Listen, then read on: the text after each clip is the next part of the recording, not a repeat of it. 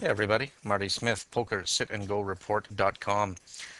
I've often showed you these six-seated tournaments at Full Tilt Poker, and they are great. You get to see a lot more hands than you do at a nine-seated tournament, and the odds are still the same that you're going to win. 1 out of 3 players place.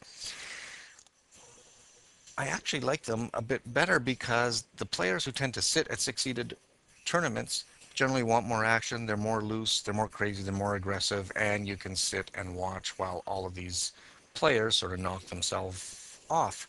Case in point, this is the first hand of a six-seated sit and go tournament. We had a middle position limper here for 30 chips. The big blind raises a min raise to 60, which is always a bad idea. You're just inviting other people to come into your hand, and really the only thing you're doing is building the pot, and usually you're building the pot for somebody else. Foolish. Raise big, limp for cheap, or get the hell out. Don't play like this. This is just handing chips away, and as you'll see, he'll be handing away more. And even a worse move, the small blind goes all in for a pot that was 120 chips.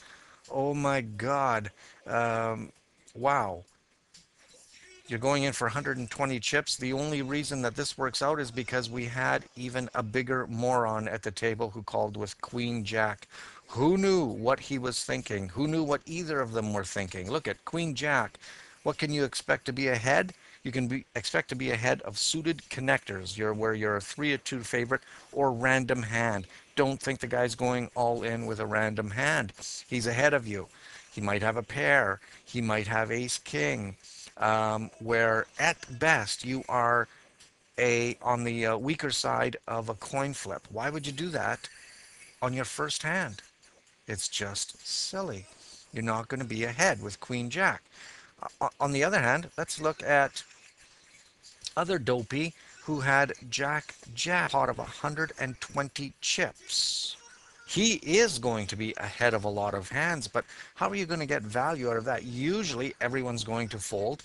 In this case, we had a moron at the table who did call with Queen Jack, but he could have easily won if he hit a queen. Usually, though, if you do get called holding Jack Jack, making a play like that, you're going to get called with Ace King or Ace Queen, where you are only a 55% favorite to win. So you're slightly on the better side of a coin flip.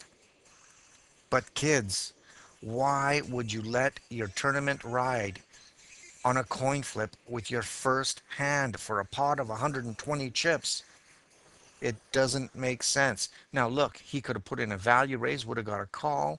Then you would have had a decision had this guy come over the top, or re-raised him. He could have called. But look at that flop. That's a great flop for jacks. Then you bet for value.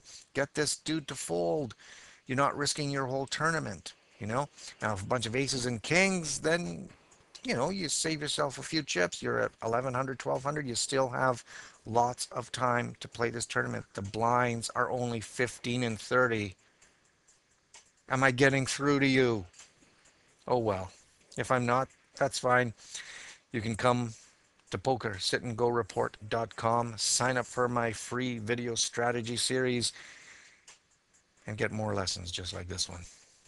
In the meantime, good luck at the tables. Be happy, have fun, and know that you were in with the best at the right time. Ciao.